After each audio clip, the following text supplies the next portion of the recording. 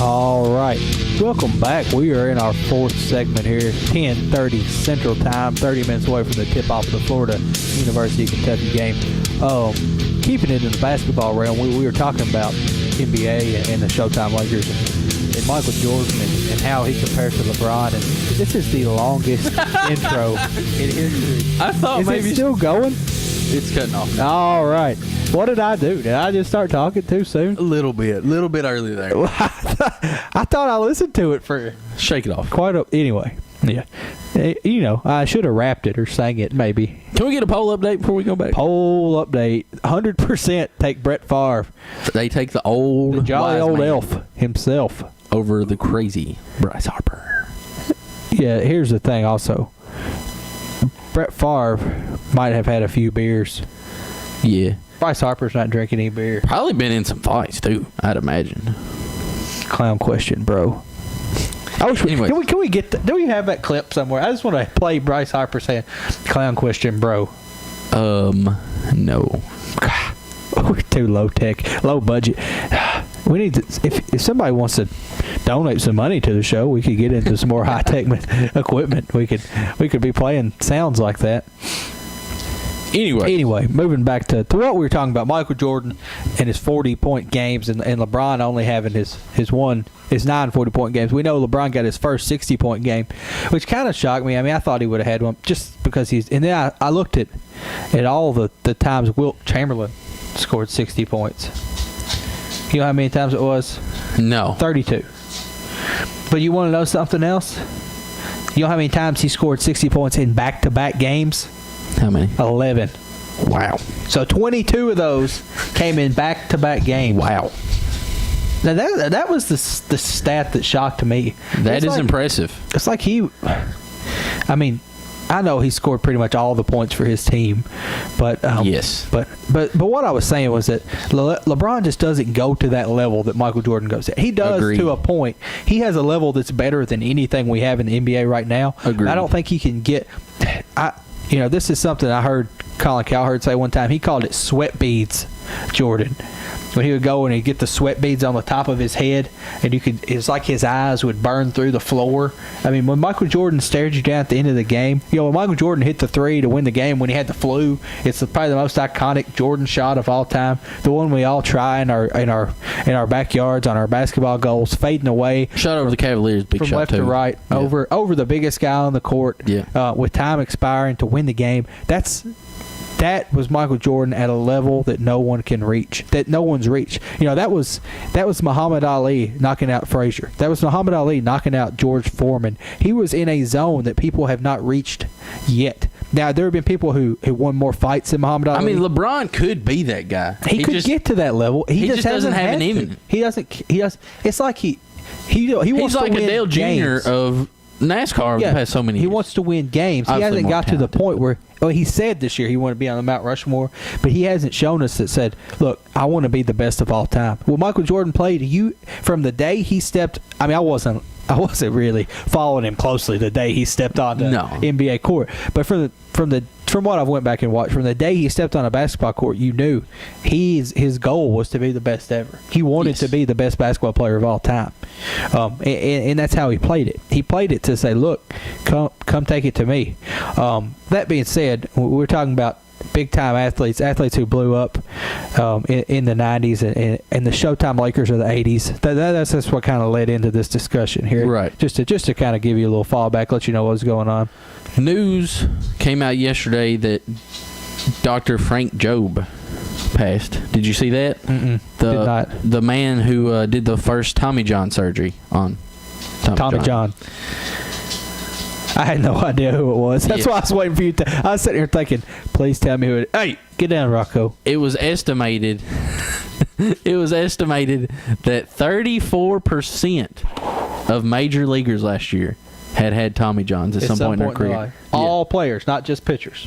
All pitchers. Okay. All pitchers. All right. I was thinking, ooh. What he's done for baseball is huge. Yeah. That would be 34% of the pitchers in the league now we wouldn't have. With that, well, some of them we might still have. A lot of people have sort of a preemptive Tommy Johns. True. Kind of like a Strasburg. Right. Anyway, go ahead. Just what he's done for the game. I mean, as far as what he's done for the game, he's got to be a top 10 contributor as far as that goes. Game. Right. If I hate using the word civilian, but I don't know what to use. But as far as a civilian contributor, he's probably the he's biggest. number one, right? But I mean, like Vin Scully, right? Top 10. Him top 10. Yankees owner that's dead now. Top 10. Come on, what's his name? Steinbrenner? Yes, top 10.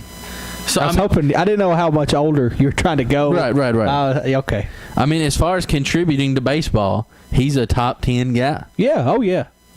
Baseball as a whole. Yes. Right. I agree. Staying with baseball. and staying with our theme of big-time yesteryear players. Yes. Ken Griffey Jr. had an interview this week with Linda Cohn. I want to play it now just so everybody can feel the same pain that I felt as I was watching it. Brings back great memories. I used to cover this guy when I worked in Seattle before coming to ESPN. So pleased to be joined by 13-time Major League Baseball All-Star Ken Griffey Jr., who is here on SportsCenter Live on behalf of Upper Deck, which is celebrating its 25th anniversary. How you doing, Ken? Hey, how are you? Great. Growing up, you had a big baseball card collection. Did you have a favorite? Yeah, one. My dad. Just one. Dad, of course. Besides your dad, I want to pause here for just a second because we're talking about him trying to sell baseball cards. Right. This is for Upper Deck's 25th anniversary. Is why we was doing this. Sorry, I've blasted TJ's headphones here. All right. He's trying to sell baseball cards here. Right. She asked, what is your favorite baseball card? One. My dad. Yeah. Don't try to, I mean, the object here isn't to try to say, well, you know, I have a lot of favorite baseball cards as a kid. Trying to get more kids to buy baseball cards. Yeah. No, just one. But as a kid, I did have the 1989 Ken Griffey Jr., Ken Griffey Sr. split card. I mean, I didn't buy it in 1989, but I acquired it later in life. But I did have the card with him and his dad on it. His rookie year, his dad's last year. Pretty cool. It might be going down in value now. Yeah. But we continue. But for those of you just listening, nobody can see it. You're just hearing the audio here. His facial expression is kind of like this. Yeah, for a guy who is known for his smile and being so he wants enthusiastic, to be remembered as a guy with a big smile. He was, and here, even in the field, you'd always see him with the eye black on and a big smile. And now he's got on a white Nike visor, pulled low, covering his eyes. It's kind of like this look right here. He's looking a little fatter than we've seen him in a while, and he just looks dead. But we'll proceed with the interview. Somebody else? Nope. All right. I don't know anybody else. Yeah, and I mean, you're one of the best at going into that home plate hard. You were one of the best. I want to pause one more time. She asked him if there was anybody else, and he said, I didn't know anybody else. For a kid that was in a baseball clubhouse with his dad. And he said and the reason he's doing this is because reportedly had a huge baseball card collection. I mean, like a huge baseball card collection as a kid. Yeah, that's why they picked him, because he had a big baseball card collection as a kid. His dad got him a lot of baseball cards. And you assume, I mean, not only did he know everybody in the league, he got to meet everybody in the league as a kid. A lot of big players. Right. Continuing. At that. Before we let you go, Ken, we know you've been doing a ton of interviews for Upper Deck. We have a few Twitter questions for you. This from Derby at Home Run Derby.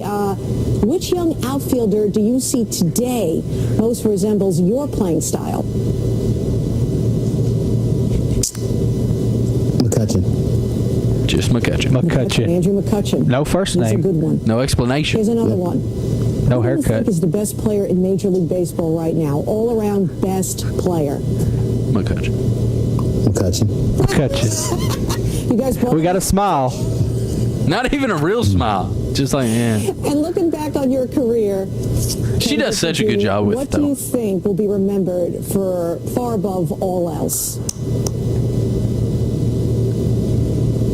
Smile. That's a good thing. I'm going to let you go with that. That smile. All right. He wanted to right here. Thanks for joining us on SportsCenter. Good luck the rest of the way. That is so painful to watch. Yeah, And she did a great job. And at the end, he started to loosen up. His logic was, now I've read his statement.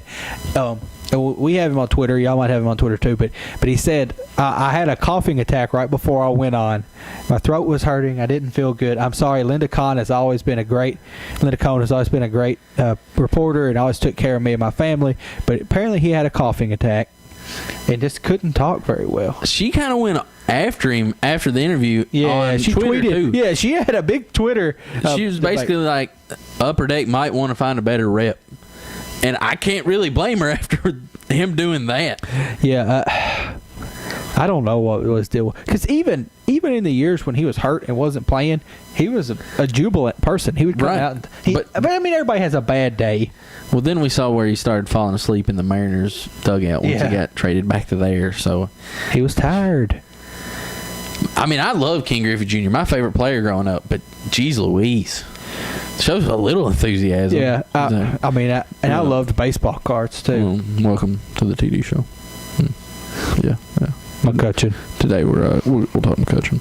McCutcheon, Baseball card. Got my dad's. smile, McCutcheon. Well, I just like how I said McCutcheon. right. No, McCutcheon, he's a great center fielder. All Works around, hard. all around great player. Steals 5-tool bases. guy. Nope. Exuberant personality. McCutcheon. Just McCutcheon.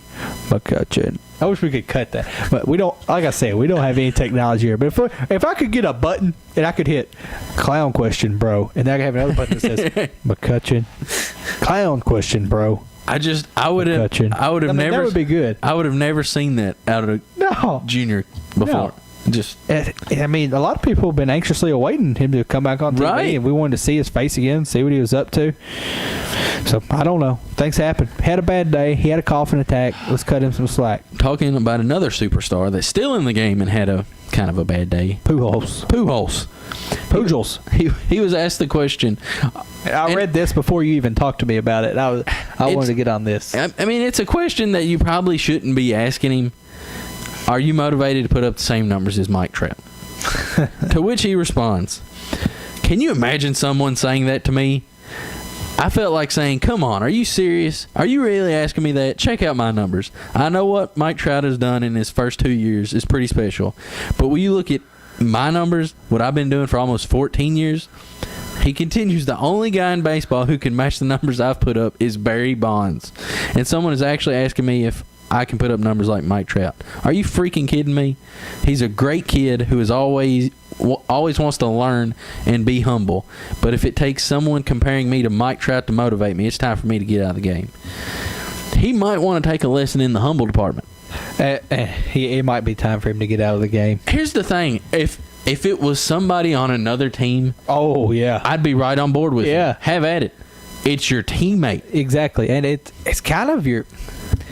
for the way that they play it, the way that they sell it, it's like his protege. Yeah. He's going to be the face of Major League Baseball, whereas Pujols was that guy. Him and Jeter were the face of Major League Baseball for the past 5-6 years, and Trout is going to be the face of baseball. He's the past. Now they're completely different players. Right. Trout is a fast guy, get on base and steal base kind of If guy. there's ever Pujols- been a 5-tool player, he's it. yeah, and Pujols is a 1.5 tool player. Right. I mean, I know you're Albert Pujols, and I know it's a ridiculous question, but just say, Trout's a great player. It's a privilege to be able to play with somebody that's that young and that good that early. But that being said, and these guys get drilled every single day, and you can only be Man, you're making that- $200 million. Get over it.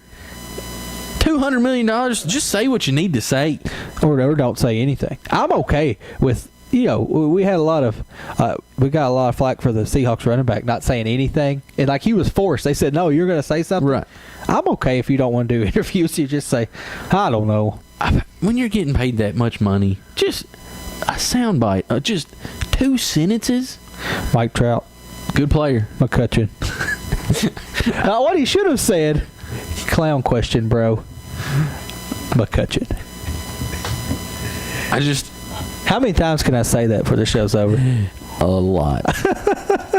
But I mean, would it really have been that hard for No. him to sit there? And Yeah, say, I agree. I don't know why he look, said it. if it's anybody, any What other did- team, Have you read any response from Mike Trout? Because I haven't heard any. No. And I don't think we will. I don't think if we'll we hear anything do, out of Mike I think Trout. it'll be what he needs to say, just like what Pujols should have said.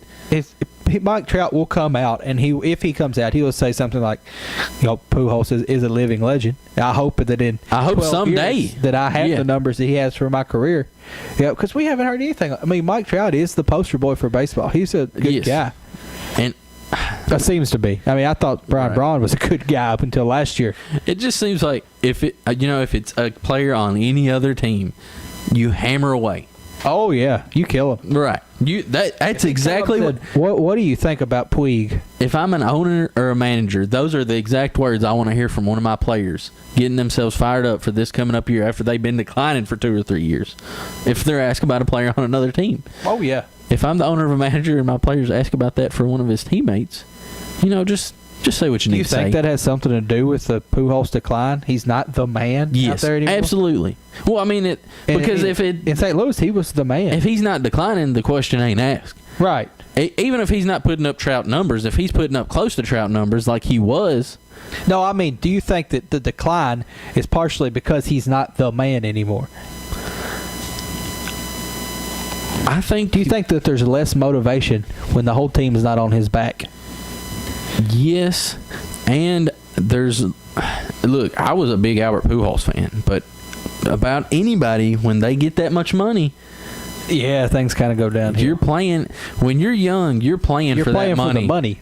Yeah. And once you get that money, now do you go out there and stretch it another day when you might get hurt, or do you take it easy? Well, I mean, it's guaranteed money. Right. This isn't Champ Bailey getting cut after Champ Bailey and Pujols. But if They're you're both past their prime. if you're aching, there's no need for you to go out oh yeah, there. you're not trying to make that money. I mean, Right. you're not getting another $200 million contract when you're 45 years old. Oh, A-Rod might. That's a joke. I'm not Well, I being mean, serious. if he keeps juicing, I mean, he can probably play till he's 50. Yeah, is there? So his third offense, he would be done, wouldn't he? But he's technically still on his first offense, right?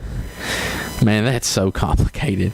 I mean, I don't. He's on his second offense, but his first offense got overturned, so I think he's technically on his first offense. So he could juice again. Of course, he'd be 85 by the So time basically, he gets back from suspension. He got suspended and it got overturned the first time. Yeah. And then he comes out in an interview 4 years later and said he was Says he did it. actually doing it when he got suspended. But he's not doing it anymore. But then he actually takes the suspension when he's not doing it, even though he didn't take the suspension when he was doing it. Yeah. Well, Man, if that's not complicated. Who would you rather have on your team? Pujols. Really? Yeah. What about if you're not in New York?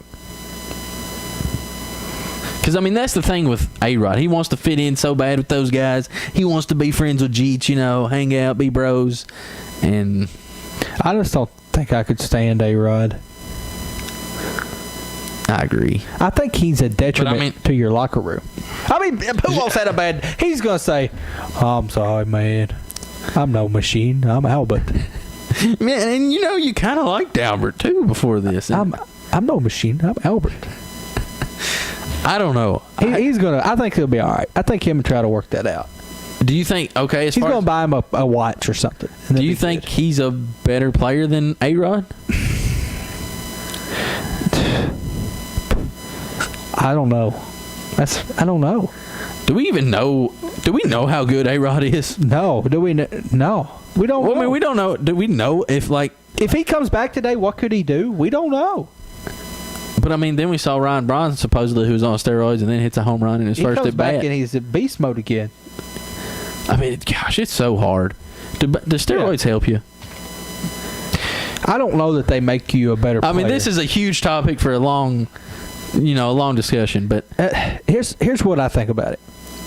I don't know that if I go juice up today, it's not going to help my performance in a game. What I do think is that when I'm taking batting practice without steroids, I can take 100 reps a day, and I Yes. might be able to take 50 tomorrow.